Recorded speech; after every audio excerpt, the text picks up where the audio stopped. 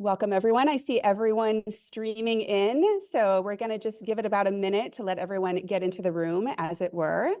The chat is available to you all, as is the Q&A box, which I will be reminding you of. And in the chat, our topic tonight is character. So if you want to share some of your favorite characters in the books that you've read, I would welcome that, just to sort of get people chatting a bit. And we'll get started in about 30 seconds. So welcome, everyone. Hope you've got your water, your glass of tea, maybe an animal, a pet next to you, also enjoying this evening.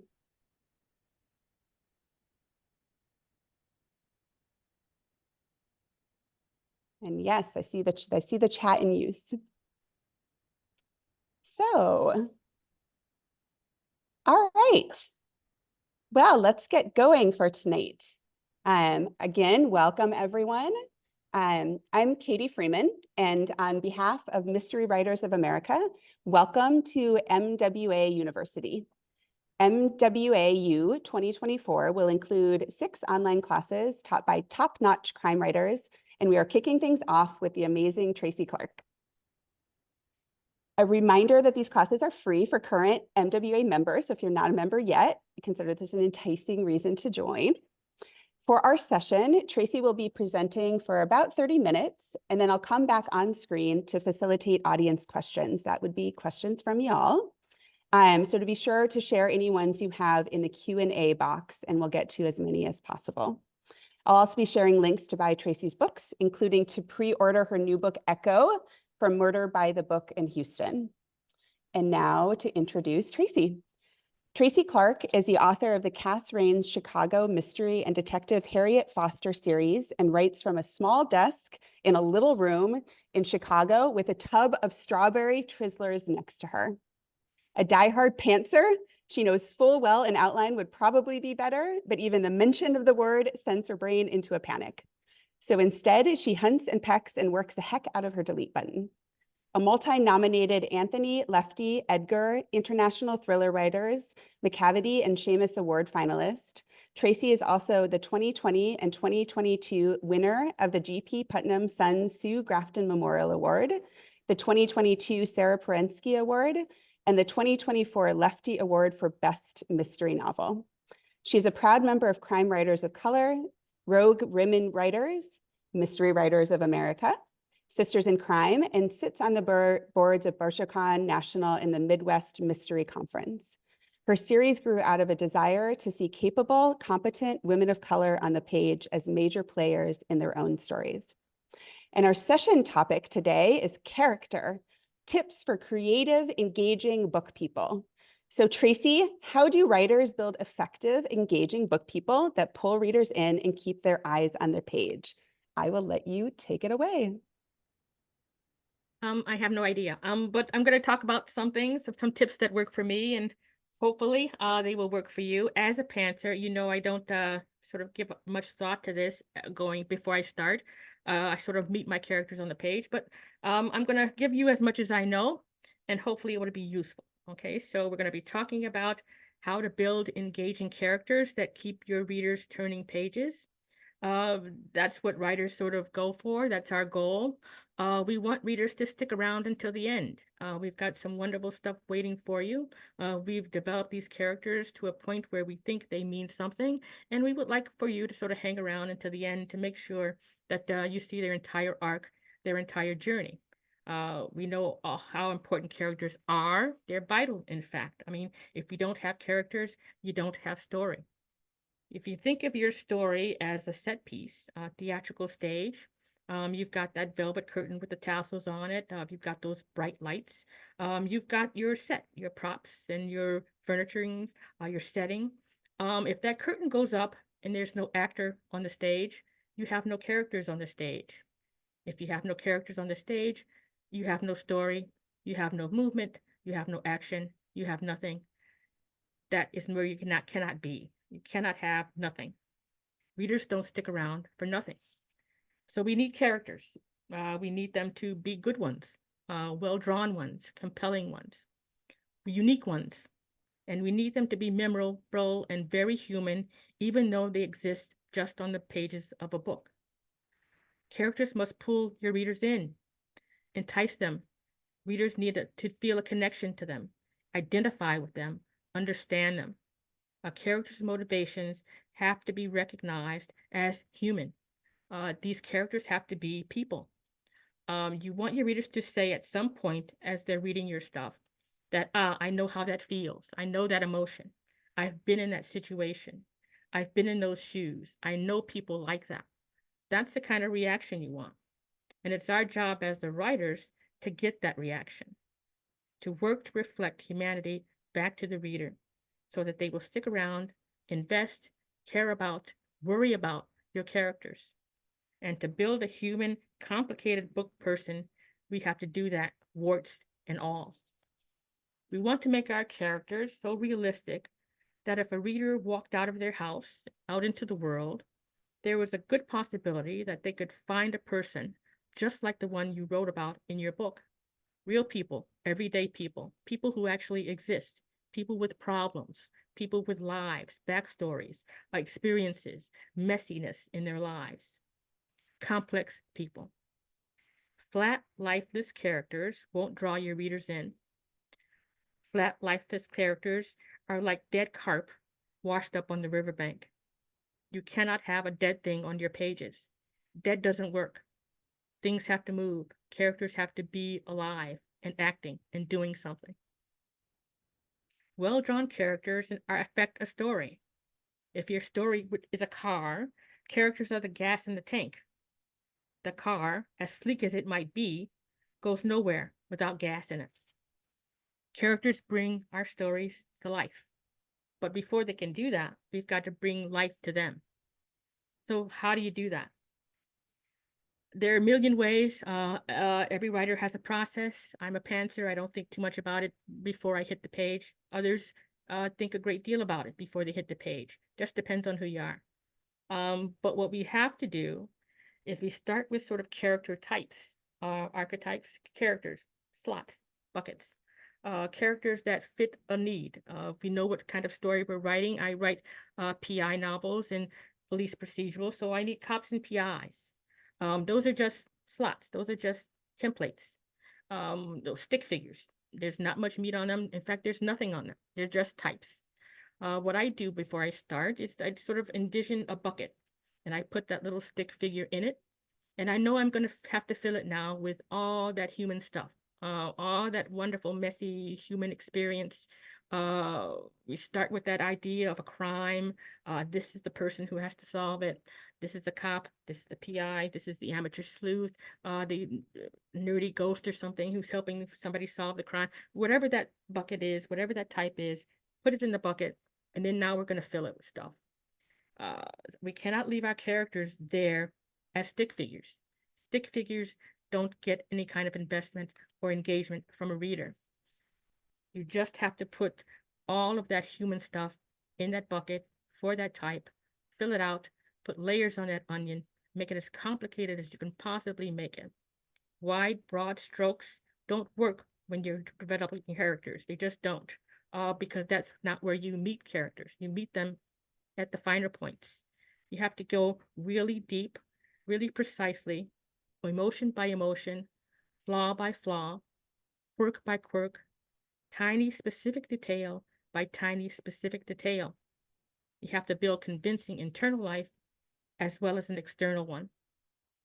You're adding flesh and bone and all that sinew and muscle to that stick figure, because what engages your reader, what pulls them in and keeps them there, is the humanity that you're going to reflect back to them.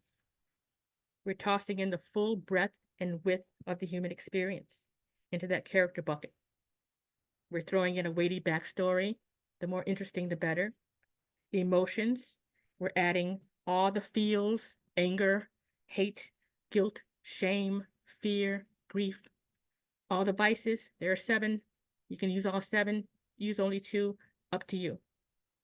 Flaws go in, blind spots go in, strengths, weaknesses, vulnerabilities go in. We're tapping into all that human mess we can in order to put flesh on that stick figure.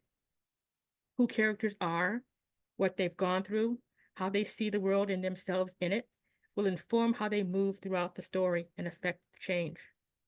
The deeper you can go as the writer toward understanding their internal struggles and motivations, the richer the characterization. Characters don't have to be good. In fact, it's almost better if they're not. Maybe they're goodish. Sometimes goodish is good enough. They don't have to be all bad either.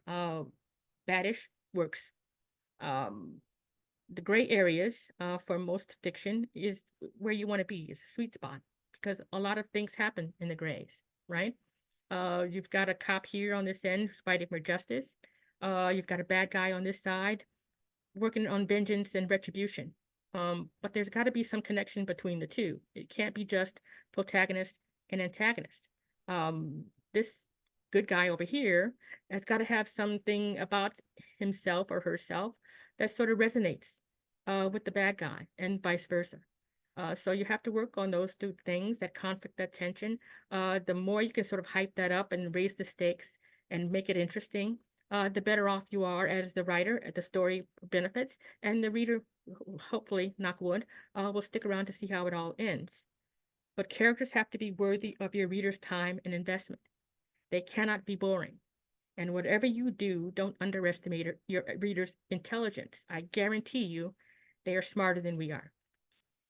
So hold your characters up to the light once you've got that bucket filled with all that messiness, all those traits, all those emotions, all those vices.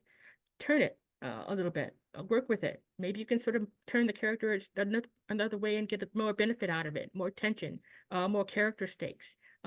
Work with it, test them, try them, confound them, see what they're made of. If they don't move, don't act, we don't know who they are, we don't identify, we have no investment in them. Drop them into a swirling cauldron of complication and watch to see if they make it out alive. That's the test. Work them. Love, lust, greed, hate, anger, trauma, guilt, good for the character bucket, all of it. What gets your character up in the morning to do the hardest thing? How do they feel about their lives? How do they see the world or their place in it? These are the things that you should be thinking about when you're developing characters. All of this information might not end up on the page at the end, but you have to know the answer to those questions as you're writing this character. The more complex, the messier, the better. Messy is good. No one wants to read about a perfect person. First of all, they don't exist. But perfect people, or semi-perfect people, without any problems, no wants, no needs, no desires, nothing that they are working for or fighting against. Boring. If everything goes right in the character's world, what's the reader hanging around for? What's the writer hanging around for? It's boring. Something bad's got to happen. Something bad's got to happen to this character, and they have to move and fix it or resolve it, or else, there's no point. There's no story. Fiction is conflict and tension, period. That's it. If you don't have any character churn, if there's nothing struggling, if the characters are living perfect lives, you have no story. Fiction should be like a razor blade against the character's skin, brushing up against it, irritating them, pricking them, harassing them at every turn, tormenting them. They have to move, they have to act, they have to do something to sort of make that stop. The stakes should always be high. If your character can walk away from a situation unscathed, not worried about it, your stakes aren't high enough. They cannot walk away. That tension, that internal agitation is story fuel. No fuel, no go, no story. There should be constant internal churn and a point at which something has to give. Think about a balloon that you sort of blow up to its maximum point. At a certain point, it explodes. That should be how you sort of move your character through your story. Little by little more air, balloon gets bigger and bigger and bigger until it cannot go any further and explodes and become to the end of it, the conclusion, the climax, the point of the whole thing. Think about that when you're writing. Moving your character further and further past their limits to the exploding point. You have your character bucket now. Let's talk about externals. We've talked about the emotion and the traits. We've talked about all the vices and the messiness of human experience. You've given your character stuff to deal with, serious stuff they can't walk away from. You've almost filled that stick figure out. Your character is multi-layered, realistic, or as realistic as you can make them. Now you have to fill out their external part, their external life. How do they present themselves in their world? As a writer, luckily, we have the humankind to sort of use as an example. But here again, fine point works better than broad strokes. What does this particular character look like? Or how does it navigate through the world? How are those details different from other details that you might use for another character? They have to be specific to that particular character. You're going for specificity, individuality, uniqueness for each character. Protagonist, antagonist, secondary characters, even characters that may be only walk down for a scene or two. You have to sort of have that depth for as much as you can sort of accomplish for all of them. All of them have to be real people. Think about Columbo's wrinkled trench coat or that ratty car he drives around in. Okay, those are specific things to him. Kinsey Milhone's hair that she sort of cuts with nail scissors. Harry Potter's scar on his forehead. Spencer's boxer's nose. A limp, piercing eyes, a tilt of the head. Poirot's mustache. Little things, little details. Details that should inform our understanding of a character without them uttering a single word of dialogue. What does your character carry in their bag? Why? Why that particular thing and not something else? If you turned your character's pockets inside out, what would you find inside? Why? Why those particular things and not something else? Every detail should count and be meaningful. They should say something about character so that character can affect story. Every last thing should serve both character and plot and story and everything. There shouldn't be anything on your pages just because. What if you came at external another way? Maybe a character's physicality runs afoul of their internal makeup. Maybe it's opposite of what they are inside. Maybe you can work with that for a little bit. Maybe it's a ruse or a mask or something they're hiding, a secret. The decisions you make about that, whether you twist it or do it straightforward, gives you story fuel, gives you something to sort of give depth to that character. Always go with what gives you the greater stakes, the greater tension, the best conflict. You'll feel it when you get there. I'm a pantser, so it's kind of organic for me. I can feel it. I can hear it on the page if I've gotten it right. If I haven't, I have to go back and start again or revise it or get it until it sounds right, looks right, feels right. You have to be as original as you can, as specific as you can. The more original you can be when building characters, the greater the chances that your reader will engage, invest, and identify. I don't remember the plot of Sue Grafton's A is for Alibi, but I remember Kinsey. I could probably tell you more about Kinsey than I can tell you about my second cousin on my father's side. I know things about her that I remember. The black dress in her closet, her desire to sort of eat those weird peanut butter and pickle sandwiches. She feels a certain way about that Hungarian restaurant run by Rosie, walking distance of her house. Those things I remember because the character is so distinctive and so unique. I've never been to Macomb, Alabama in the 30s, but I feel as though I've been there. Harper Lee gave us Scout Finch. We know things about her, even though that book is, I don't know, 50, 60 years old. We remember the bangs. We know the dirty overalls. We know that she hates wearing dresses. Those things we remember, distinct details that readers latch onto, recognize as human, and sort of feel for, invest in, engage in. That's what you want. You want your reader to remember your characters. Well-crafted characters, characters drawn with a fine point, with specific, unique detail, stay with us because we know them, we recognize their humanity, we connect, we care, we're invested. Easy Rollins, Spencer, Titus, Vera Stanhope can be no other than who they are, which means each of their creators has done their job, and that we have to do ours. That's the job we have to do. Creating characters is focused work. This is work that you have to sit with and get right. I spend a lot of time thinking about character before I write character. because I have to sort of know who they are. I have to know what's in that bucket. I have to fill it if it's not full enough. I have to put things in there that I think that that character is going to need and use as it sort of navigates through my story. I have a vague idea of what that story is. Again, Pantser.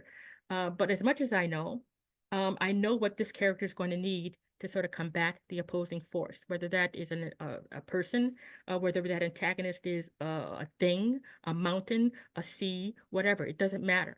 It has to be something on the protagonist side to meet that challenge on the antagonistic side and sort of match it. That takes time. You will make revisions on character, main ones, secondary ones, a bazillion times, draft by draft, going back and forth, raising the stakes, adding more tension, giving them more things to worry about, complicating their lives to such an extent that they cannot help but do something to better their lot. They have to move. They have to move forward. They have to figure out what their problem is and fix it. Show your readers that universal experience we all share. Rise above the stick figures, or you have no hope of reader engagement. That's the basics of character, but let's talk about voice. We've given them the internal things, all those that human messiness. We've given the external things, things that might sort of inform who they are or work opposing to what they are. How do they communicate? Your emergency cop from Chicago or mine cannot speak like Sherlock Holmes. You just can't. It doesn't ring true. It's not realistic. It's not going to work unless you can, as a writer, can figure out a way to sell it. I doubt that you can, but try it. I mean, give it a shot. Try it. Your Midwestern amateur sleuth is not going to speak like Sam Spade. She just isn't. So you have to figure out how they speak, their voice, how that matches with their physicality, with their internal struggle, that whole cabal, that whole ball of onion, those layers and all that stuff. It all has to match. It all has to match. Voice can come first before you've got your character set. I've had it work that way. I've heard the voice first and then sort of created a character around that. Or character can come first. You can do all of that hard work, filling that bucket, internal, external, and then the voice is there. It has to match. But the voice should be as distinctive to your character as all those other fine details you've given them. Your reader should be able to tell instantly on your page who's speaking. That takes time, takes a lot of time. I can attest to that. I keep a sticky note on my writing desk just to sort of help me sort of keep it all together because I don't write anything else down. It's got the 3 H's on it, if you can see right there. I just put it on my laptop in the morning and I just sort of pay attention. It sort of reminds me to sort of involve the entire experience for this character. Head, hearts, hands, 3 H's. The concept of sort of, I guess, created for something else, but it works pretty good for fiction. This reminds me to add all of those deliciously complex levels to a character, to flesh them out, to incorporate all of what they are into the characterization. Your reader should know what characters are thinking about and feeling. Heart, head, we have to know what they're doing. Those are the internal specificities that coming up. Those are the internal specificities you're coming up with. The final H stands for hands. This is what the characters do, their actions, how they meet those opposing forces you've placed in their way. Action and character are the meshing gears that move your story forward. Head, heart, hands, humanity reflected back, the full human experience. Connection, recognition, identification. That's how it's done. Again, I don't outline, I'm a pantser, so I don't have long descriptive information buckets that most writers have. I just sort of remind myself to keep it moving forward and put as much detail in there as I possibly can. I just remind myself to keep writing, keep putting things in the bucket, human things, things that I can recognize as a human, and hopefully what readers can recognize as humanity. I meet the characters on the page and write what I learn about them as they move from scene to scene. That's it. But if the outline works for you, use it. I had a writing teacher once in college who said you can write whatever you want, however you want to write it, but I absolutely forbid you to bore me. And that's what you have to sort of remember. Your job is to entertain your reader. And whatever you have to do that, to keep them turning the pages, to keep them interested, to keep them seeing humanity on your page, that's what you have to do. Don't bore your reader. Keep it moving. Make your characters worthy of remembrance and worthy of the space they take up. Go small, not big. Dig deep, then go deeper than that. You can go deeper. Why are your characters doing what they're doing? Why are they fighting? What are they fighting for or against? Who or what is keeping them from getting what they want? Internal turmoil works. External uniqueness elevates characterization. Both together put flesh on that stick figure. Every character should be worthy of the space they take up. Your protagonist and antagonist should be easily matched. Think Batman versus Joker, Luke Skywalker versus Darth Vader. It's the battle royale you're going for. Victory over a weak opponent is not as satisfying as beating a monster who's just as strong, just as smart, and just as determined as you are. We'll get one more thing, I think. Change. Your characters, once you've done that hard work, you've given them all that internal stuff, all that external stuff, everything's good, everything's churning, everything's complicated. Your character has to be different at the end of the book than they were at the beginning. They either have had to learn something, get a hold of something, bested something. They have to move, they have to change, they have to be different. Even if that difference is regression. Regression is good. It's either 2 steps forward, maybe it's 5 steps back. Change, movement, you have to have it. You have to figure out what that change is going to be. You have to maximize it as much as you can. Have it inform your character. That's good story fuel. It's wonderful churn. Go for it. Nothing can be static on the page. Nothing can be dead on the page. No dead carps. Everything has to be vibrant and human and full and layered. That's how you do it. And you do it over and over and over again until you get it right. And that, in a nutshell, is all I know about character building. I probably learned something different tomorrow, but it's always ongoing. It's always changing. And that's the writer's life. So I'm open for any questions you might have. Hopefully I can answer them. Thank you so much, Tracy. I was entranced, and I hope everyone else was as well. And we've got some questions coming in. So I'm going to start with those in just a minute. And of course, everyone else can feel free to add more. If you can add them in the Q&A box, that's great. I can try to grab them from the chat as well, but great to have them in the Q&A box. So I'm just going to really keep in mind no dead carp or stick figures. I feel like that was my big takeaway.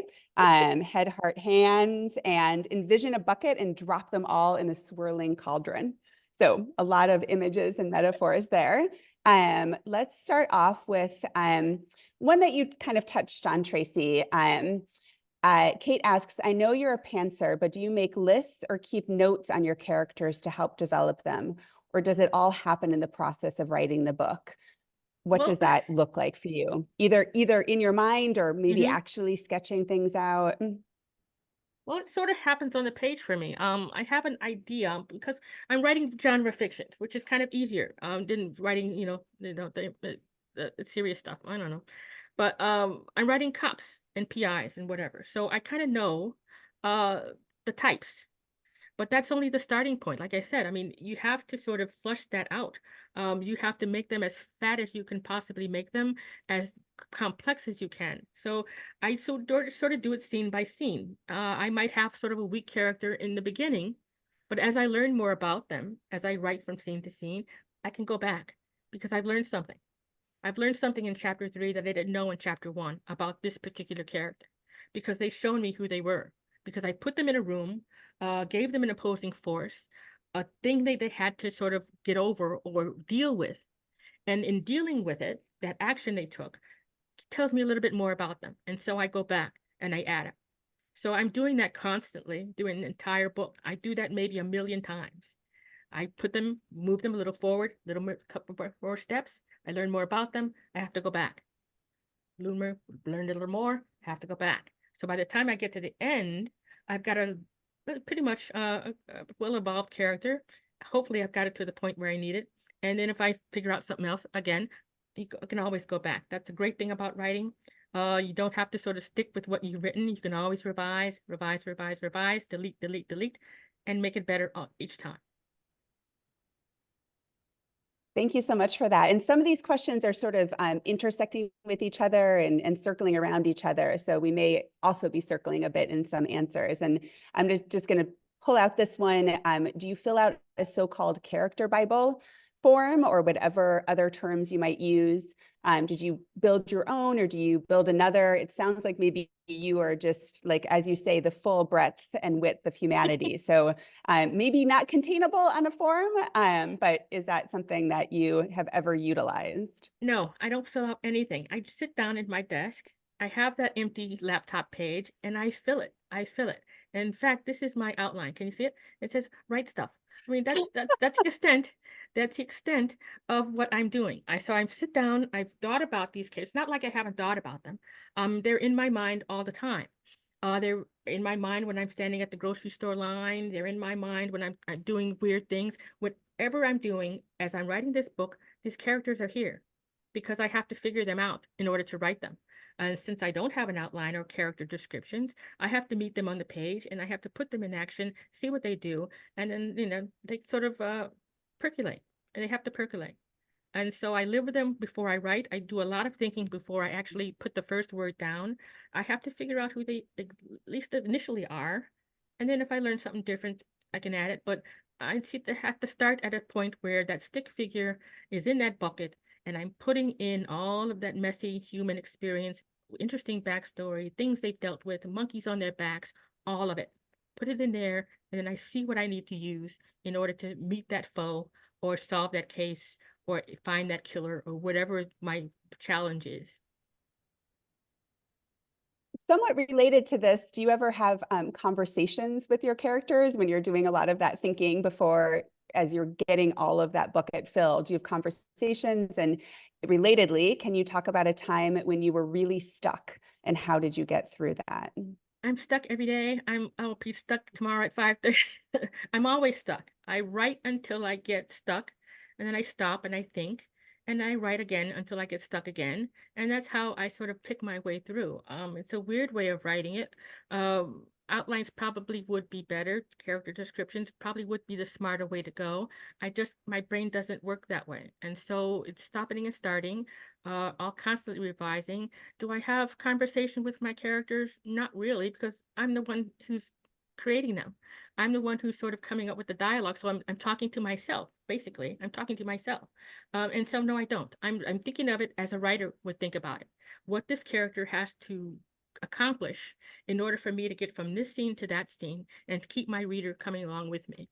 So I'm thinking about dialogue. I'm thinking about pacing. I'm thinking about voice. I'm thinking about where this character has to be at the end as opposed to where they were at the beginning. So I'm thinking about all those craft things while I'm writing. I'm not talking to them. I'm trying to get them to do what I need them to do. Sometimes they do. Those are good days. Sometimes they will not. And those are bad days. And so I just have to deal with whatever comes, whatever writing day I have. And eventually I get there. It just takes me longer with far more stress than probably a outliner would probably have. Well, we've gotten some thanks for having a character talk taught by a pantser. So there's others out there that are really appreciating that perspective as well. We had a question about creating characters that are completely different than you are. Are there any other things beyond what you've been talking about that go in if there's a real divergence between you and the character that you're approaching? Yeah, you sort of build all characters the same. I'm not a serial killer. One of my books sort of is about a serial killer. Now I have to get into that guy's head.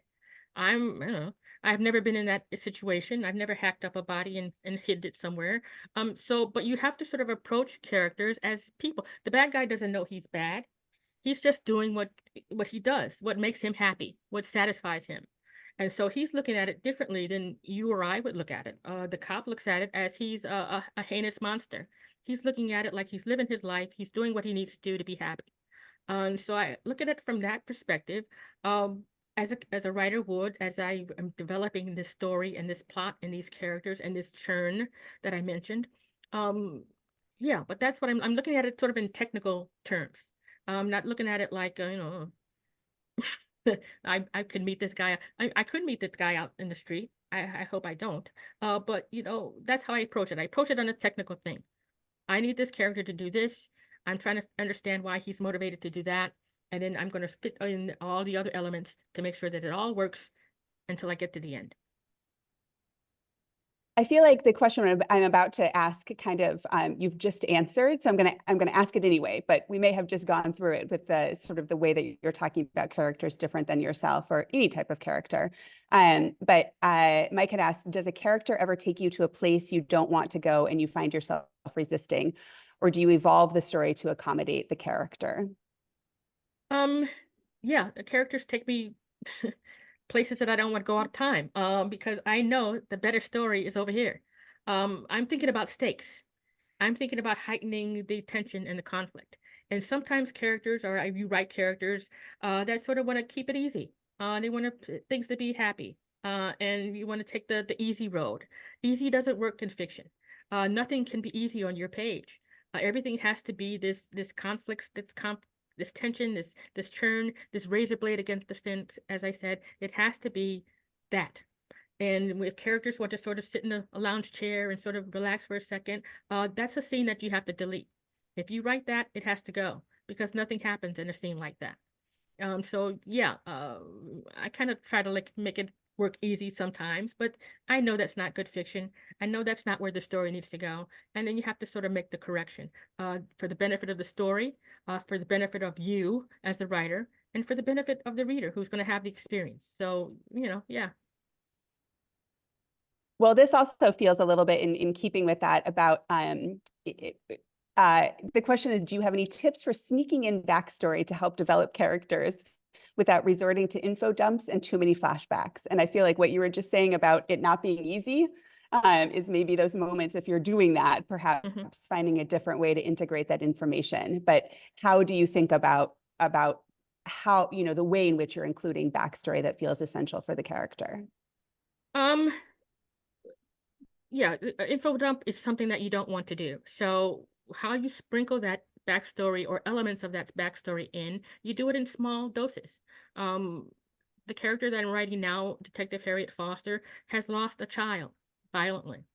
That does not hit her all at once, all day long. She finds it in quiet moments, and we might get a little bit of what happened, or how it affected her, or what day it happened, or a remembrance of something. Just little things, just little things. You don't want to dump all the information all at once. You want to sprinkle it throughout.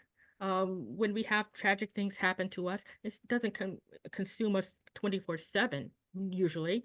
There are moments that we sort of, there it is, and we sort of ping on it, and then we go move on as best we can. That's how I try to do it. Just little things, maybe a scene here that sort of harkens back to what happened. You don't dwell on it too much unless it's a part of the story. If it's part of the story and she has to sort of work it through, that's different. But just a remembrance, just that little ping, and then we move on to the story and we go and we let it go. Um, Eventually, you will get all of that in, but you have to sort of choose your points, choose where the scenes where you might want to put it there, where it might work there, quieter moments, and then go. Little bit and go. These two questions, they're, they involve the idea of the series. So one, in a series, how does the protagonist change? Comments on managing meaningful character change with series novel protagonists, especially with you as a pantser, like how far into the series, how much is that depth of imagining? Do things, once you've perhaps written one, like the beginning of a series, do you feel as if the character, are there things that are surprising to you? Do you continue filling up that bucket as you enter into the next book? Or do you have such a fullness of the character created, but an ability to kind of maybe arc out some of that change through a series? And as an example, Ellen was asking, as an example, I always say his name wrong, so please forgive me, who never changes, although I feel like he changes. So maybe every reader is a little different also. But that question of like protagonist over the course of a series, what does change look like when it's a longer arc? Well, with a series, it's sort of different because you have to give the reader as much as what they are familiar with, right? To keep them coming back. So you can't change the character too dramatically. The character essentially has to stay who the character is, but there has to be small change. There has to be some change. They have to learn something in each one of those books that get them further along the line of their arc. Otherwise, they're static characters. Static characters don't do anything for the writer. They don't do anything for the reader. They, they have to change. We change as people. I mean, we are the same, essentially who we are, but daily things change us. We might react differently from day to day to something that we experienced yesterday, the day before, tomorrow. I mean, we change. Everybody, everything human changes, and we have to have that change in fiction too. Series, we have to be small changes. I mean, they have to be essentially that, but they learn some. Harriet learned something between books 1 and 2, 2 and 3, and 3 and 4, or else there's no arc, there's no journey, there's no movement, there's no forward movement, there's nothing. I mean, it gets boring after a while. You cannot bore your reader. That's the cardinal rule. So whatever you have to do to move them along in incremental ways, still giving the reader that experience, that character that they have come to sort of invest in, engage in, and then something new that challenges them, something new that pricks at them, something new that they have to overcome. Just little things going through the series, hopefully getting them to a point where they are better than they were when you met them in chapter 1 of book 1. Well, as a reader, I deeply appreciate not being bored. Every time I'm not bored, I'm appreciating it even more, thinking about everything that goes into it. We've got a few more questions. This one is about a detective is brought in to solve someone else's problem. How do you handle having your detective be the center of the tale versus having the characters involved in the case being the ones with the most at stake? How do you give your detective a stake? Hmm, a good point. Well, your detective's going to have a stake, right? Because that's their case. They have a problem to solve. Um, they have to figure out who killed the person or did the dirty deed, and however that affects them as the detective, as the main character, I'm assuming, it changes them. They have to overcome this opposing force, this bad guy, this whoever. So that's their stake. They have to solve this problem. The other person's problem, that's their problem. You have to solve that one too. But detective has a job to do, single focus, tunnel vision. This is what they need to do. So that's their thing. That's their thing. Thank you for that. This question was about what kind of research do you find most helpful to develop the character's voice or to fill out a character? Or is there research that you do when you yourself are adding all those layers to the onion, all of that complex humanity that you're talking about for your character? Are there things that you have to go search out, find out, things that you're learning yourself in order to develop that voice or to fill out a character completely? No, because the good thing about that is characters are book people. They're humanity. They're humans. We all know how to be human. We're human every day.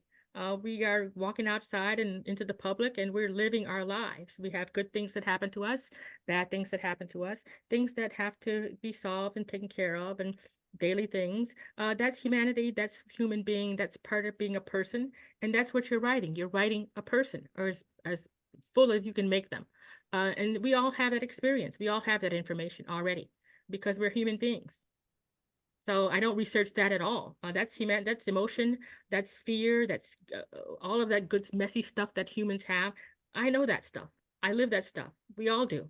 I might have to look up the technical stuff. I've never been a police officer, so that's the stuff that I have to look up. I have to look up what police officers do, how they do it, why they do it, and what sort of forces they have to deal with on a daily basis. Bureaucracy, dealing with City Hall, their bosses, the public, and then in addition to all of that churning stuff, they have to find a killer. So that's stuff I look up. What does a cop do? When? Why? But the human stuff, we should all have that in our core because we are human beings. We all know emotion. We all know fear. We all know shame or whatever. We all have secrets. That's stuff we have. That's internal stuff. And all we have to do is sort of sit down with that character in front of that laptop or that pad of paper and find the humanity for that particular character. And we already have that information. Does that feel a little bit like what, when you're talking about internal and external, it feels like maybe some of that question might be directed towards like those external, like you're saying, when the character, if they were to turn out their pockets, what would be in their pockets? If there was like a ticket stub to the opera, is that like maybe externally something that, just having a sense of opera? I have no idea why that example came to mind. I'm sorry, that wasn't a question that was in the chat. I just wondered about that, when you talk about the internal and the external, what does that relationship look like? Well, those are things for me that sort of pop up in the moment because you've put your characters on that stage, that theatrical stage. You've given them a problem, you've given them an action to take. And those little details are things that just sort of spark up for you, or at least for me. And so the pocket thing, that's interesting to see what a character has in their pocket because that tells you something about them, doesn't it? If they have, I don't know, paper clips, or as my character does, she picks them up everywhere she goes, paper clips, thumbtacks, little things that mark the time, that get her through the day.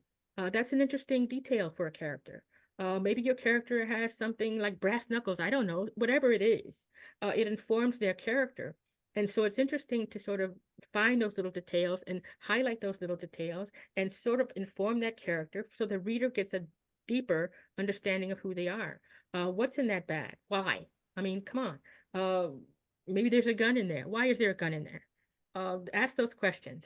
All of those things give your character more depth, give them more complexity, give them more layers, make them more real. So you're going for whatever is more realistic, whatever is more human, whatever has the most emotion, whatever carries the most stakes, whatever that deeper thing is, that's what you want. That's where the gold is. These two questions are we've touched on this already, and I feel as if I can hear your answer, but I would love to actually hear it. Which is, how about writing characters of ages that you aren't familiar with, or perhaps not at this moment familiar? The example was teens, which we have all been, of course. Probably are not now, any of us in this conversation this evening.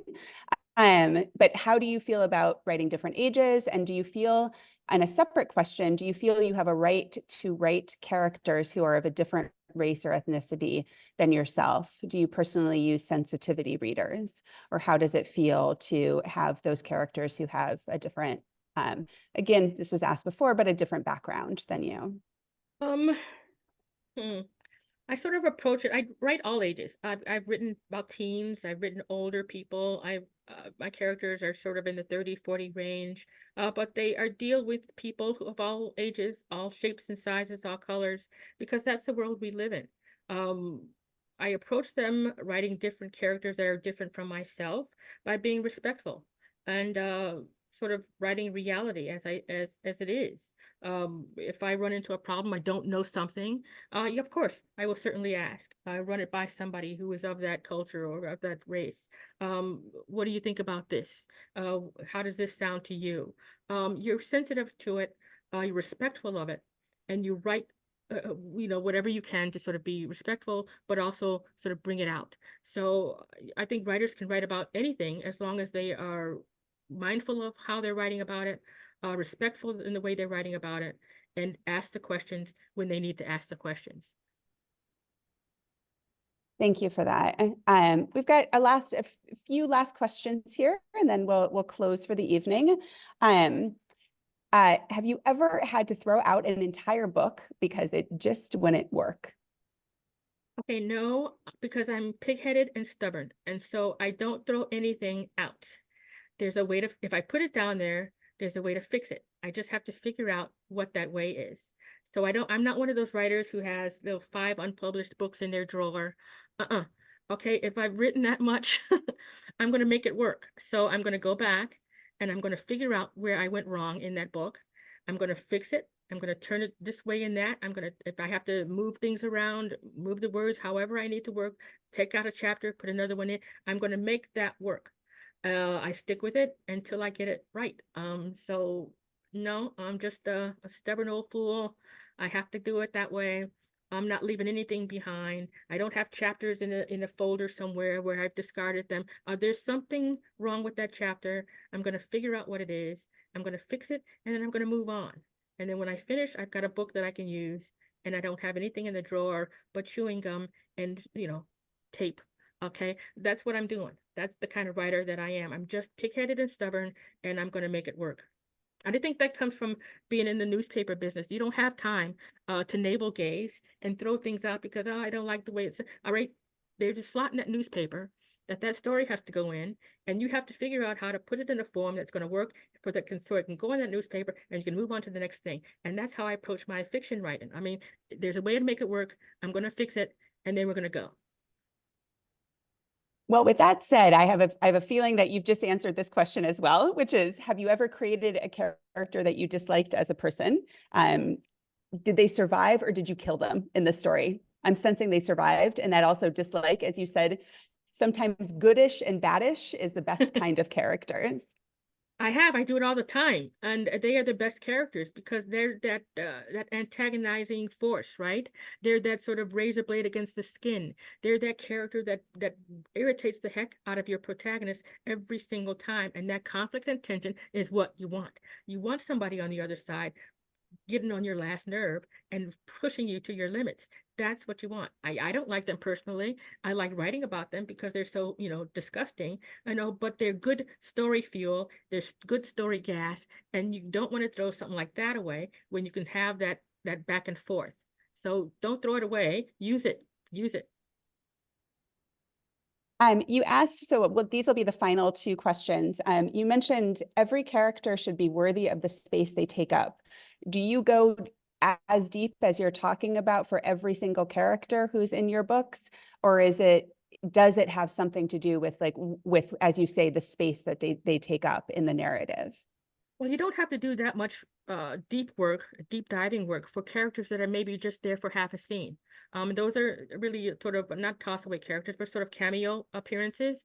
But you still want to give them some level of humanity. We have to sort of recognize them as people, give them something unique about them, even if they're there for just a second. The heavy work, that heavy lifting, that deep dive, and then going deeper, that's what you reserve for your main character, your main opposing force, your antagonist, your secondary characters, and maybe even the tertiary characters, the characters that maybe are not as big as the other two, but are still there as a force throughout your novel. You have to know where they're coming from. You have to know what they're dealing with. You have to set them a challenge, even if they're there for maybe a chapter or two. But the deep work is for your main protagonist and antagonist and your secondary characters. And then, you flesh out the little ones as much as you can to sort of give them life on the page. They can't lay there, even if they're just little guys. They have to be impressive. They have to be remembered. And so big stuff for the big ones, not so much stuff for the little guys, but you still give it an effort and make sure that everybody comes away a little well-rounded as much as you can. And this one, just sort of about your own process overall. Do you work on multiple book ideas at the same time, or do you focus entirely on one story before going on to the next? Not that you're leaving any story behind, but are there multiple ones sort of, kind of churning for you, or is it one and you are focused on that one until the end? Not multiple books because you sort of still have to have the focus for the one you're writing. So the one I'm writing now, I'm focused on completely 100%, maybe 98%, but I'm still thinking about what's the next one going to be because it's going to be a standalone. So as I'm writing the Harriet, my team, my homicide cops, I'm thinking about what the next one will be. Just sort of little right in the back of my head, just keeping the juices open and creativity open. Looking for ideas, reading the newspaper, maybe there's a dead body found in the river. That's an interesting thing. So I'm thinking about it, but not too well. I'm not really sort of dialed into that one yet. I'm still focused on the one I'm writing. So not multiple, just, little niggle back in the back of the head.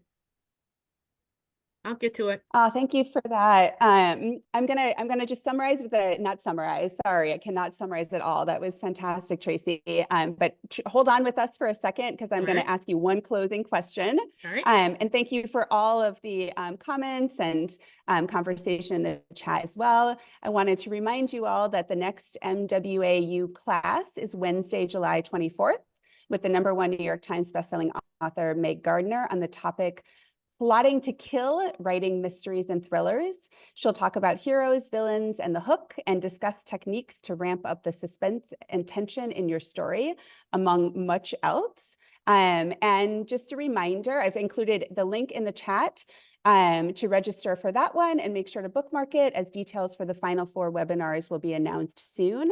So just a reminder to think about becoming an MWA member if you are not already, and you can check out more of everything that Mystery Writers of America does at mysterywriters.org.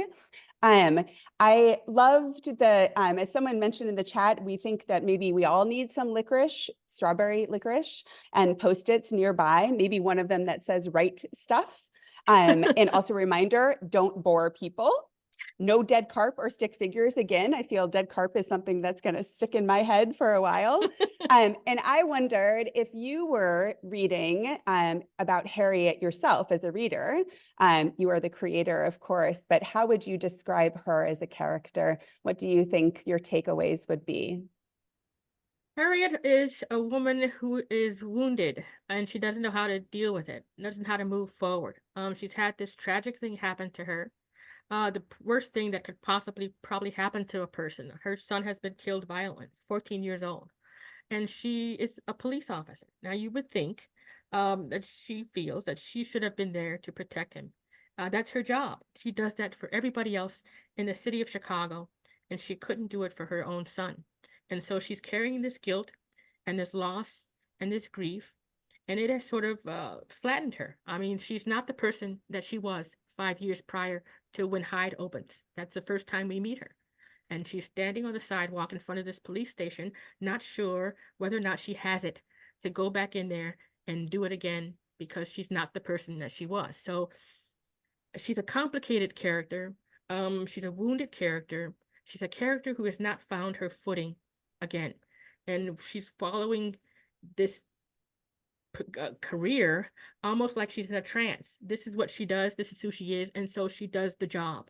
But she's not there. She's not completely there. And the journey for her is how she's going to get back to who she was as this series progresses. She's a little better than it was in book 1 than she is in book 2 and 3 and 4. She's a little bit further along, but she's not there. She still has this weight on her shoulders, this loss that she has to deal with, and it affects everything that she thinks, everything that she feels, everything that she is. It's just there, and she can't get over it. And so the challenge for me as a writer is to find the thing or the action, the whatever that's going to move her forward and get her out of this hole that she's dug herself. And so that's the challenge for me. That's the challenge for the character. And I hope it's the challenge, the interesting one for the reader to figure out to stick with Harriet until she gets better. Well, thank you so much for that. And a reminder to everyone that Echo is coming December 3rd, so you can pre-order. And I love everything that you just described about her as a character. I think, as you say, expresses the breadth and width of humanity, as we hope that all of the main characters and all of those main characters in the books do. So really appreciated all of your expertise tonight, Tracy. And thank you to everyone again for attending. We hope to see you at future ones, and have a lovely evening or whatever time of day this reaches you. So good night, all. Hi, guys. Bye.